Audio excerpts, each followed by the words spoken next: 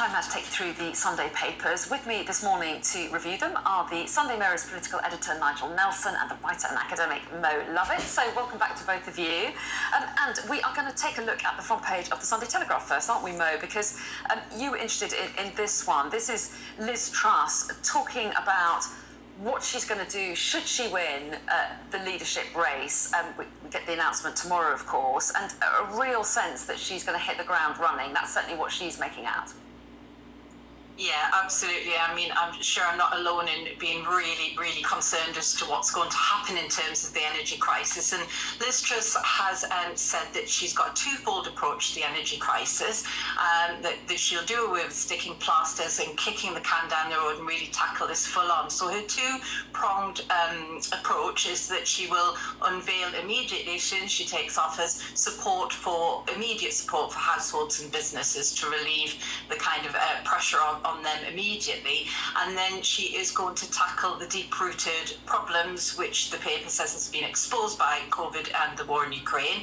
I might suggest that they've been a lot longer in the making, but nevertheless, she's sort of abandoned not abandoned, but she's kind of moving a little bit deeper in from just cutting taxes and green levies, and actually looking at how we might tackle some of these deep-rooted problems. And one of the suggestions is that she will bring together a kind of panel of experts and economists. Particularly favoured is Gerard Lyons, who advised Boris Johnson when he was Mayor of London, but he's very much in favour of a cap on the wholesale price of gas, and kind of really fixing the price of gas produced from the UK, which he says would immediately take the pressure off consumers. So I think this two-pronged approach, immediate relief and then looking at our long-term problems, it certainly sounds like a good one to fix the energy crisis and, as Liz Truss says, reinvigorate the economy. Whether or not that will actually come to pass is a story we'll be talking about, I'm sure. But I think for a lot of people, the Mail on Sunday reports that for 26% of the population, the energy crisis is their biggest fear kind of going into winter. I'm surprised it's more than 26%, but there you go. Yeah, no, it is interesting, isn't it, Nigel? And we did hear some details from Rishi Sunak's camp about what his plans, but we've had very few, haven't we, from Liz Truss. So interesting that she says you're going to get a quick announcement, but we've had no real clue to this point of exactly what that will involve. No, we've got absolutely no idea at the moment. And the obvious thing would be to actually freeze prices. That's the way to help people. And all Liz Truss has talked about is cutting taxes, which would be inflationary, and not do anything about energy prices. But no, she said absolutely nothing. She is promising something.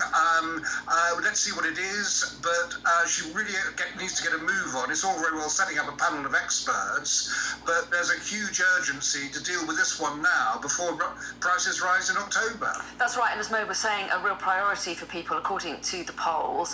But the Mail on Sunday, there's an article there that you've picked out that also shows that Liz Truss wants to recommit to the Rwanda policy as well as one of her first actions. Is that right? Yeah, that's also top of her in tray as well.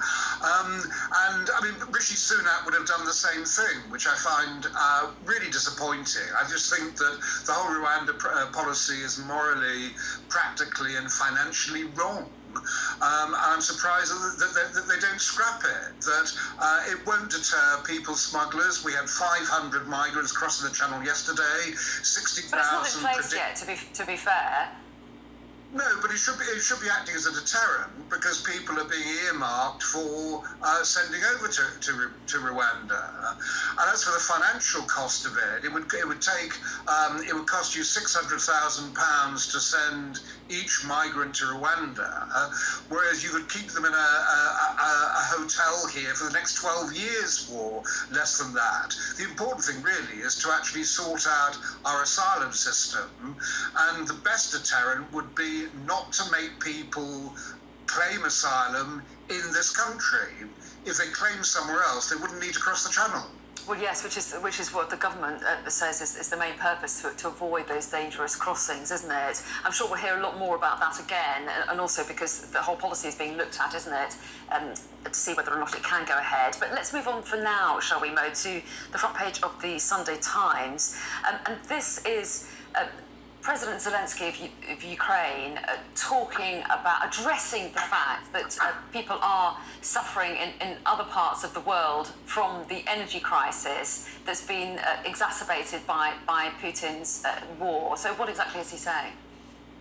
Yeah, I mean, I think to be fair to Zelensky, the headline's slightly misleading in that sense, unless I've missed a little bit of his interview. But I think what he's really saying is that he recognises that the energy crisis is having a huge impact on European citizens, and he is, worried that that will have an impact on their support for Ukraine and support for the war itself, which is, it's obviously is a concern. When things start to bite at home, you tend to be more inwardly focused. So I think he raises a good point there, and I think we've seen in the last couple of days with Russia cutting off the supply from Nord Stream 1 that this is going to have a huge impact on European citizens, particularly in Germany. So I think he raises some good concerns about whether or not that will soften people's kind of resolve in terms of standing up to Russia.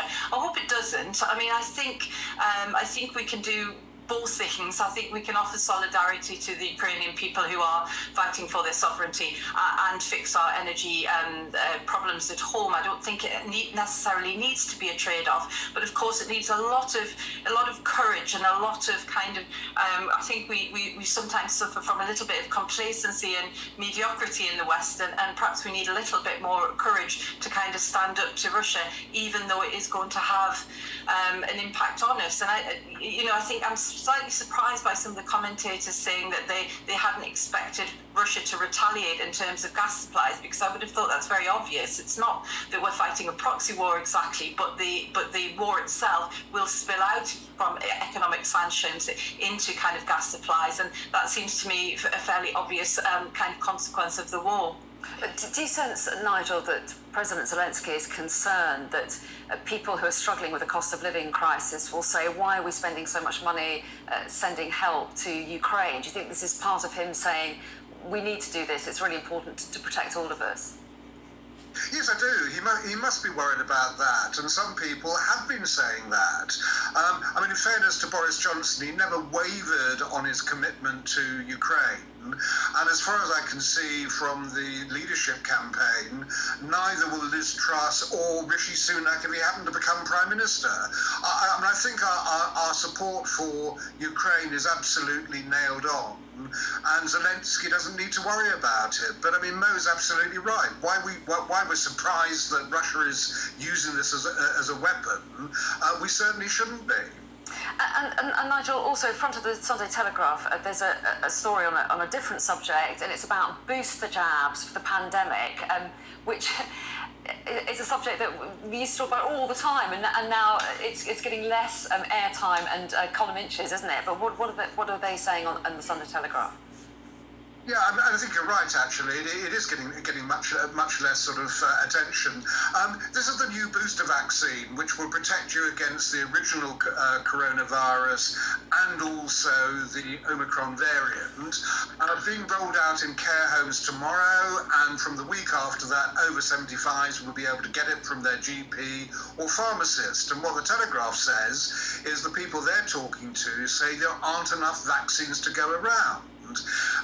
Now, this would have been a major issue when we first had boosters, but according to the scientists I talked to, this really is actually of a marginal benefit. If you've had 3 jabs, you're pretty well protected.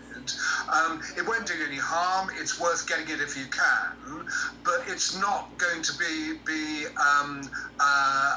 a great sort of leap forward. More important is for the people who haven't been jabbed to get jabbed. Okay, yeah. Good message. We've got about 20 seconds, Mo. Very quickly, tell us what the Daily Star is saying tomorrow. Today, rather. Okay, so MI5 is seeking new spies, and they've relinquished the fact that you have to have a ripped body like James Bond, more like James Blob will do the trick. Basically, they're seeking new recruits, and they've downgraded. You can be chubby and be a spy, basically. What a great top story. Anyway, we're out of time. So lovely to see you both this morning. Thanks so much.